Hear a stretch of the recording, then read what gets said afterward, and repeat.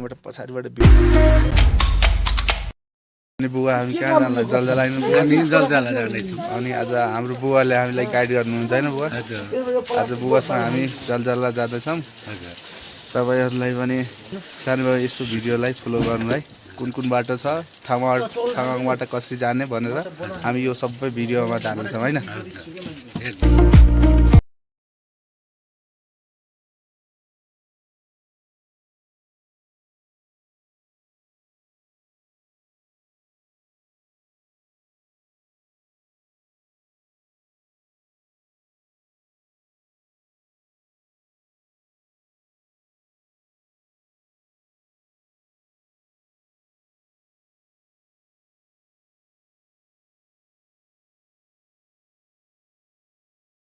त्यही हो पहिला 33 घर बसेको हो यो माओवादीहरूको कन्भेन घर कुन फरक हो हजुर पारे भित्ताको मुनि छ नि ए 33 घर बस्यो त्यहाँ 33 परिवार के छ र हामी आधी बाटोसम्म हिँडेर नि यस्तो कन्डिसन है कति 1.5 घन्टा जति भयो हिँडेको होइन 1.5 घन्टा कति भएन भाइ 20% हिँड्यो होला हो।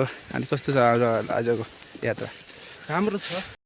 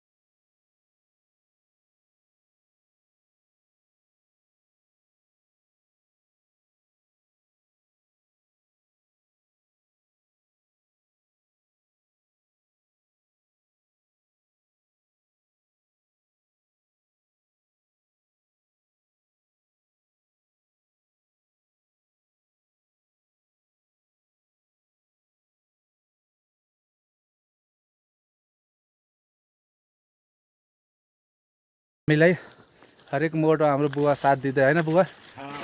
हामीले बाटो देखाएर हामी सबै अल टु अल सबैमा साथ दिनुभयो बुवाले। म तपाईँहरूलाई पनि फेरि आउनु होला, मसँग भेट्नु होला, म तपाईँहरूलाई फेरि पनि गाइड गर्छु। उहाँ हाम्रो बाबुहरू आउनु भएको छ अनि उहाँहरूसँग हामी अहिले जलजलाको आडा उकालो पुगिसकेका छौँ। अब हामी माथि जलजला पुग्दैछौँ। अब हामी पनि अब 1 घन्टामा जति हजुर 1.5 घन्टा जति पुगिन्छौँ होइन बुवा? एक बढीमा 1.5 घन्टा। बुवा धेरै राम्रो हुन्छ। राति पनि कति मिठो खुवाउनु भयो। बिहान पानी तताएर हामीलाई नुहाउनको लागि पनि पानी तताइदिनु भएको थियो। त्यसको लागि बुवालाई पनि धन्यवाद।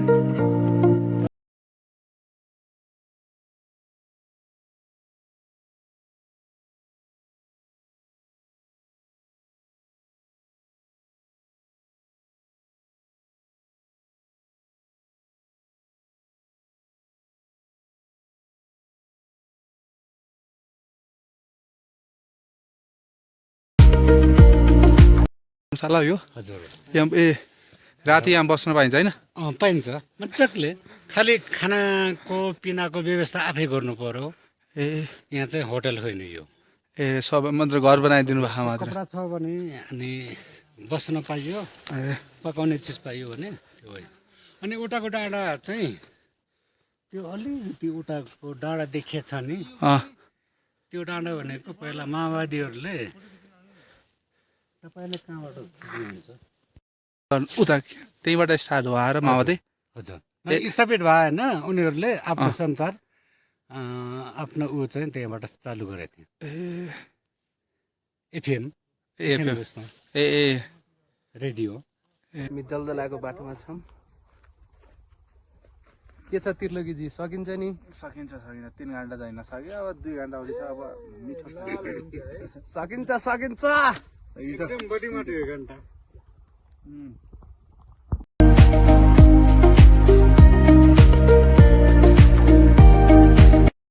ल फाइनली हामी कति बुवा 4.5 घन्टा हिँडेर होइन र 4.5 घन्टा हिँडियो हामीले चाहिँ 4 घन्टाको टार्गेट राखेका थियौँ अलिकति उकालोमा चाहिँ चढ्न नसकेर हिँड्न नसकेर आधा घन्टा बढी टाइम लगायौँ अहिले चाहिँ आइपुग्यौँ त्यही त भ्यू टावर आइसक्यो अब त अनि कस्तो भयो कण्डेलजीको यात्रा कण्डेलजीको यात्रा त्यस्तै भयो थाक्दै बिसाउँदै आइयो नि गन्तव्यमा पुगियो त्यही ठुलो कुरा हो होइन ऊ हाम्रो पछाडि टावर देखा होइन र टावर छ अब यसो अब कस्तो रहेछ होइन अब पहिला मन्दिर गइन्छ त्यसपछि ट्याक्का खाना खाएपछि अब भ्यू टावर एक्सप्लोर गरिन्छ अनि गुफा सुफाहरू के छ अब यहाँ अब आएको बेलामा सबै ठाउँ चाहिँ सरर घुमेर हामी तपाईँहरूलाई पनि अपडेट गराउँछौँ कहाँ कस्तो रहेछ